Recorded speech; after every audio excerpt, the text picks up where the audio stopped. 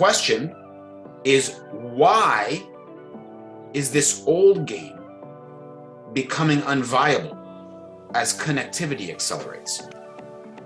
So, naturally, when you're competitive, you're trying to beat another player or end another player's game, in a sense, right?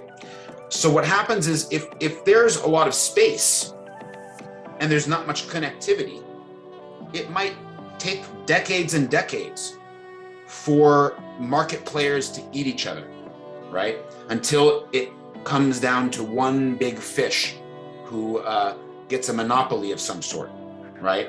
This could take a long time in the old days when there was no internet, right? And so as a result, the speed of market deterioration was slower, right? Competition, as connectivity accelerates, you basically get the monopoly gets revealed in a compressed period of time, right? The pond gets shrunk down, and now the fishes are seeing each other a lot more. There's three fundamental shifts that I want to focus on, right?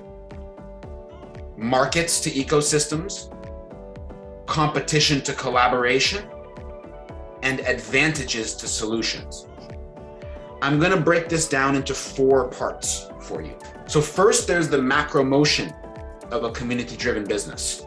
So on our left here, we have the go-to community flywheel. And our right, we have the go-to customer flywheel.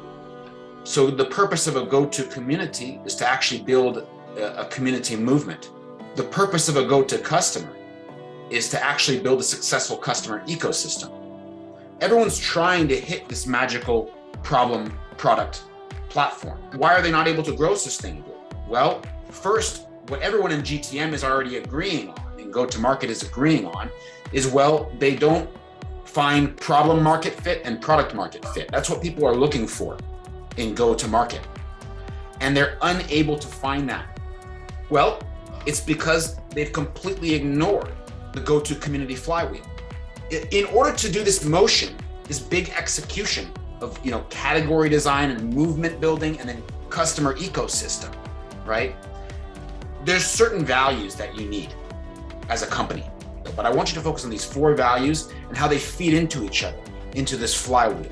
He must be in the community, or else I lack integrity. So there has to be a match between your principles, the rules you've set, and your behaviors, your operations, okay? Once you get these 2, these are magic, right? Because this is what actually makes you really magnetic.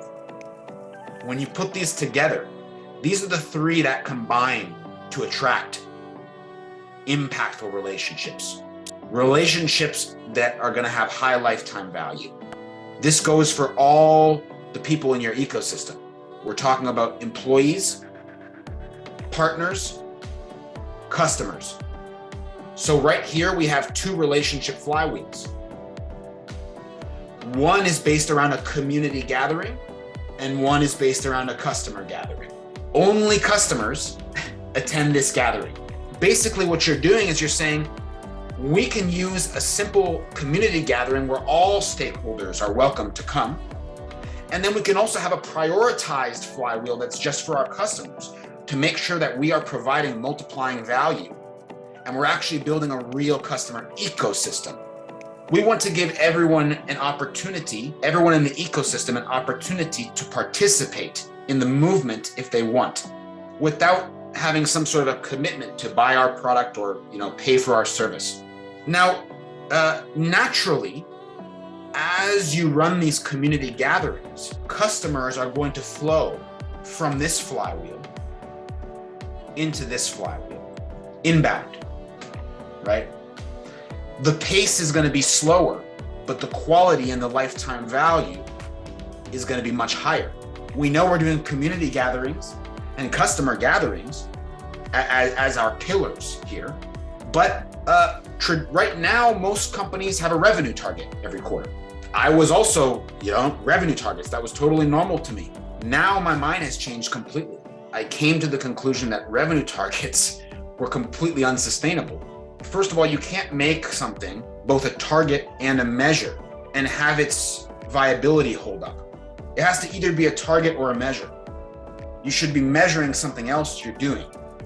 With the revenue is the measure, but it's not the target. We went over the macro, but then quarter to quarter, what's your actual objective? What are your primary objectives? Of course we need revenue. Of course we need to make money, right? That goes without saying. But we don't want to create a revenue chasing game where we're playing a video game. And we've detached ourselves, we've disconnected ourselves from the human value that we're actually here to produce, right? So I looked at Pablo's, relationship flywheel, and it told me what our core targets should be every quarter. We're not producing enough revenue. We're producing lots of revenue. You'll figure it out. But the targets correlate directly with that flywheel.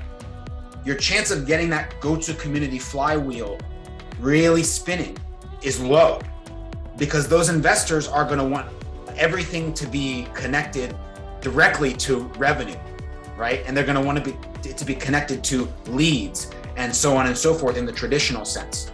Whereas we would prefer that the right customer come to us after 8 months or 12 months than the wrong customer come to us in 3 months.